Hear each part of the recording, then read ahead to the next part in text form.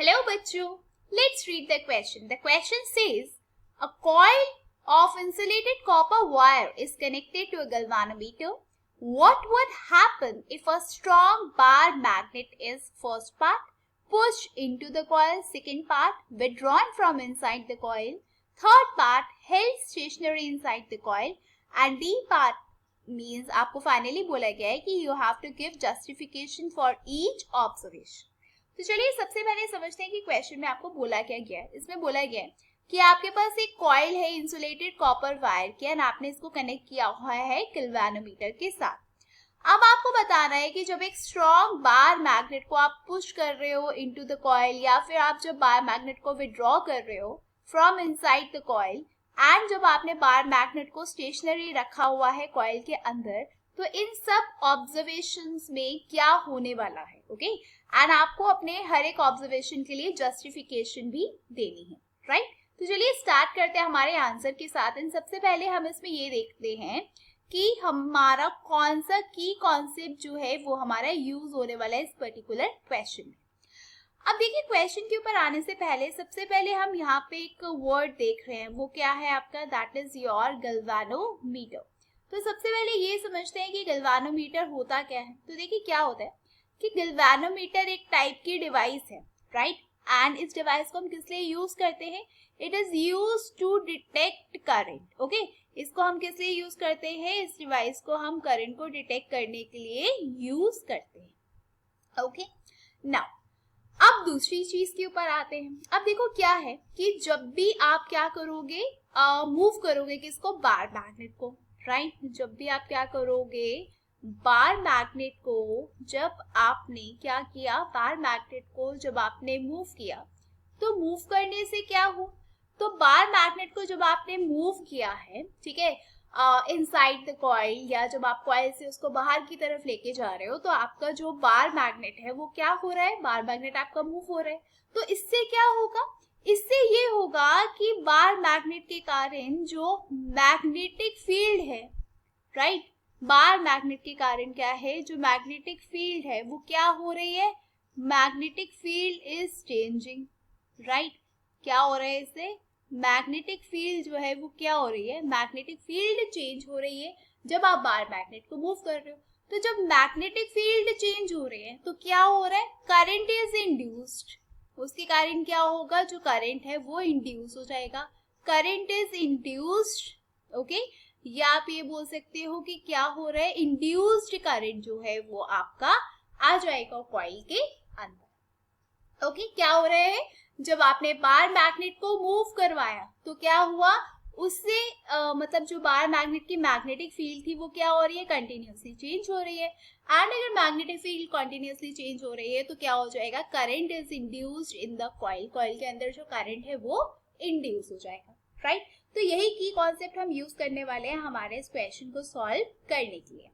अब देखो first part में क्या पूछा गया है कि जब आपने बार मैग्नेट को पुश किया है इनटू द कॉइल तो क्या होगा भाई, देखो अगर आपने इनटू द कॉइल मूव किया है तो इससे क्या होगा, देखो भाई इसका मतलब आपने बार मैग्नेट को क्या कराया है, मूव कराया है, इनटू द कॉइल मूव कराया है।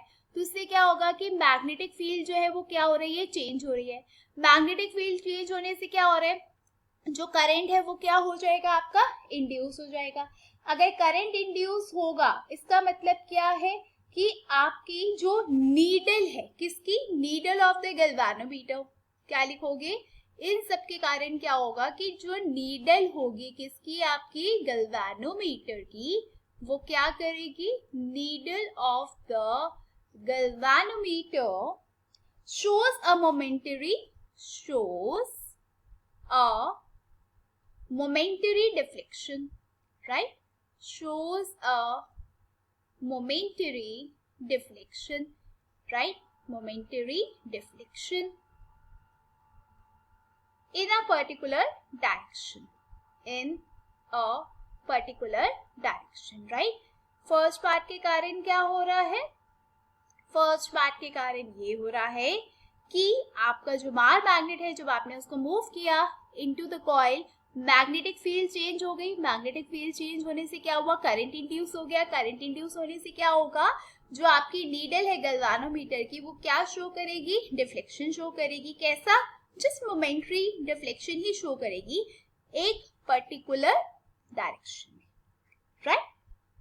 Here it should be U, not A. Okay, in a particular direction it should be, here it should be U. Let me correct it. Yeah, yes, right. तो ये हो गया क्या, ये हो गया आपका फर्स्ट पार्ट का आंसर, राइट।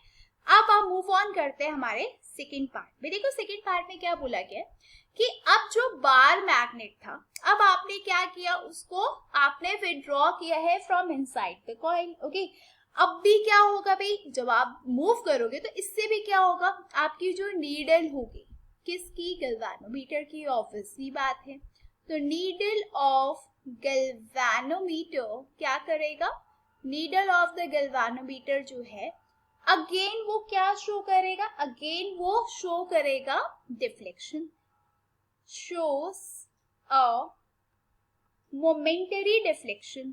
अब भी वो कैसा शो करेगा, अब भी वो मोमेंटरी डिफ्लेक्शन ही शो करेगा।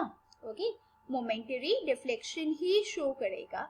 लेकिन अब की बार क्या होगा, अगर फर्स्ट केस में वो लेफ्ट हैंड साइड की तरफ शो कर रहा था तो अब वो इसके ऑपोजिट डायरेक्शन में शो करेगा। मींस अगर वो पहले लेफ्ट साइड पे शो कर रहा था, जब आप बार मैग्नेट को इनसाइड की तरफ पुश कर रहे थे, तो अब वो क्या करेगा, वो आपका राइट साइड की तरफ डिफ्लेक्शन शो करेगा। तो आप इसमें ऐसे लिख सकते हो कि the needle of the galvanometer shows a momentary deflection in the opposite direction. ठीक है, क्या हो जाएगी, अब डायरेक्शन हो जाएगी ऑपोजिट। तो यहाँ पे लिखेंगे हम इन द ऑपोजिट डायरेक्शन।